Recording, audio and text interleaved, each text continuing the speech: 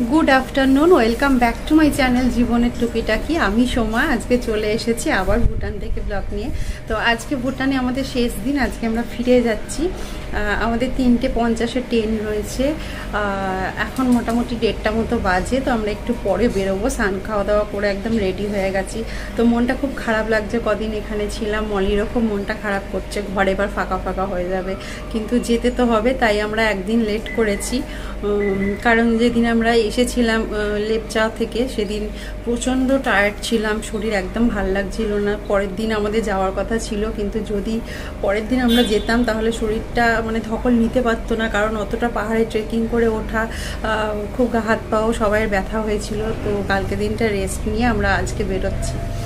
তো মন তো কোথাও খারাপ করছে, কিন্তু বাড়ি তো ফিরতেই হবে, আর সব কিছু খুব মিস করব।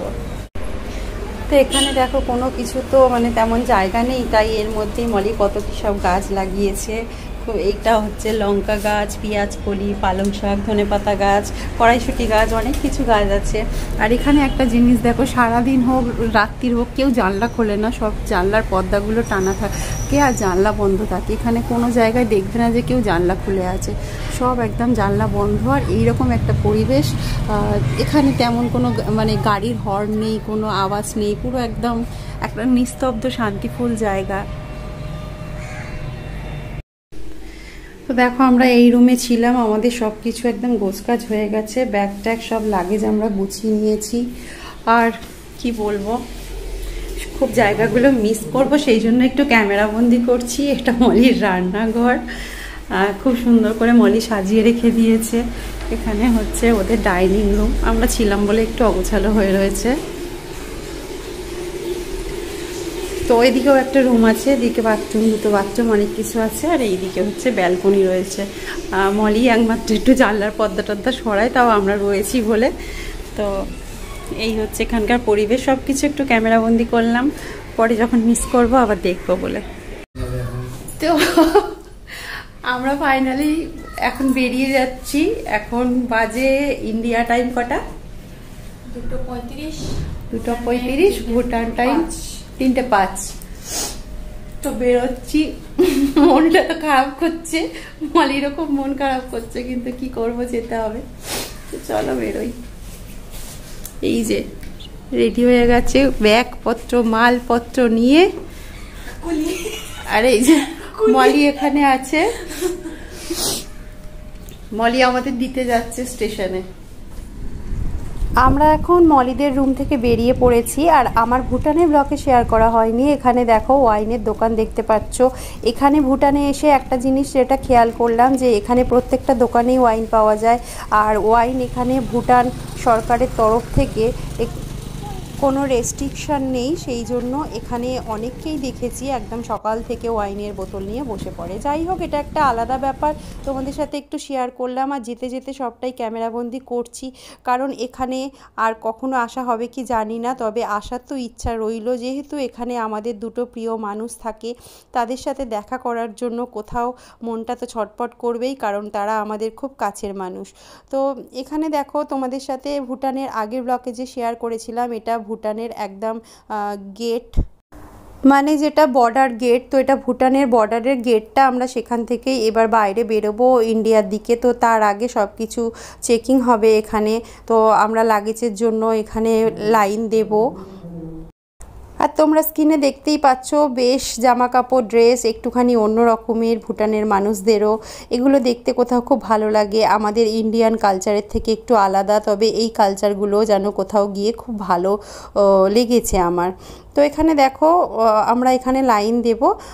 তো আমাদের লাগেজ নিয়ে যাওয়ার জন্য আমরা আলাদা করে লাইন দিয়েছিলাম, তারপরে আমরা ভেতরে চলে এলাম, সব কিছু দেখিয়ে এখন আমরা চলে এসেছি। তো এরপর আমাদের সব চেক হয়ে গেছে, আমরা পাঁচিলের জাস্ট একটা এপার আর ওপার আমরা এবার ইন্ডিয়াতে চলে এসেছি। আর একটা জায়গার এপার আর ওপার, ভুটান কত পরিষ্কার ঝকঝকে তকতকে একটা শহর, আর ইন্ডিয়াতে যখনই পা দিলাম তখনই সেই একটা যেন কোলাহল, গ্যাঞ্জাম, এইগুলো সব কিছু খেয়াল করলাম। এখন আমরা যাচ্ছি স্টেশনের দিকে, আর চারিদিকে দেখো এখানে চা বাগান রয়েছে, এত সুন্দর প্রাকৃতিক অপরূপ দৃশ্য, যা মনকে খুব মুগ্ধ করে দেয়।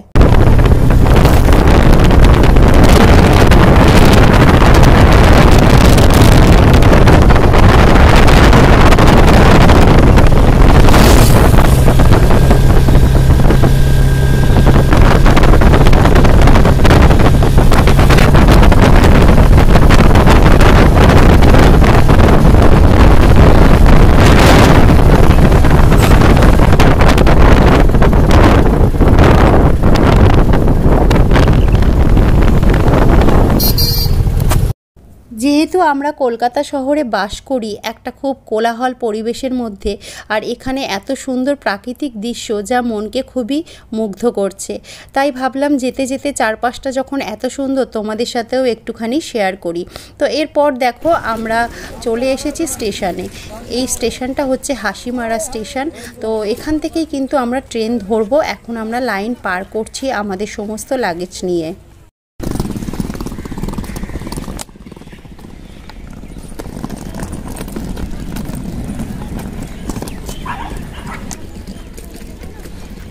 আমরা এখন হাসিমারা স্টেশনে চলে এসেছি। এখনো পর্যন্ত ট্রেন ঢোকেনি। ট্রেন রাজা ভাত খাওয়াতে দাঁড়িয়ে আছে, সেটা ফোনে দেখছি। আর ঢুকে ওয়েট করি, দেখি কটার সময় ফোনটা ছাড়ে। এদিকে লাইনেতে একটু দেরি করছে। তো কালকে যদি ট্রেনটা ঠিকঠাক টাইমে পৌঁছে যায় তাহলে আমরা তাড়াতাড়ি পৌঁছে যাব। দেরি করলে আবার দেরি হবে। দেখা যাক কপালে কি আছে। এখানে দেখো মলি আর আমাদেরও লাগেজ নিয়ে আগে আগে যাচ্ছে, আর আমি তো কিছুই লাগেজ নিতে পারি না। আমার কাছে পুচকু একটা ছোট পিঠে ব্যাগ, তো আমি পেছন পেছন এগোচ্ছি। প্রতীক্ষার অবসান ঘটিয়ে আমাদের ট্রেন চলে এসেছে, যে ট্রেনে আমরা বাড়ি ফিরব। আমরা কাঞ্চনকন্যা এক্সপ্রেসে উঠব, আর তৎকালে টিকিট কেটেছি। এই সময় মুহূর্তটা একটা ভালো লাগা খারাপ লাগা মিশিয়ে ছিল। একদিকে বাড়ি ফেরার আনন্দ, আর একদিকে মলি আর রাজকে ছেড়ে আসার কষ্ট। আমাদের তিনজনার চোখে জল এসে গেছিলো যখন আমাদের ট্রেন ছেড়ে দিয়েছিল। সেই অনুভূতি আর সেই ফিলিংস আমি ক্যামেরাবন্দি করিনি, কারণ সবটা করা যায় না।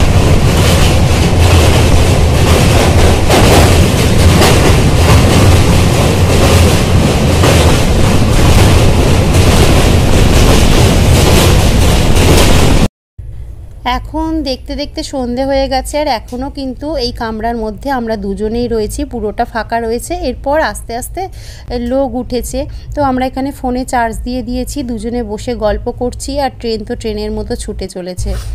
এরপর দেখো পরের দিন সকালবেলা, রাত্রে আর কোনো কিছু ভিডিও করিনি। মলি আমাদের জন্য খাবার করে দিয়েছিল, আমরা রাত্রে সেগুলো খেয়েছিলাম।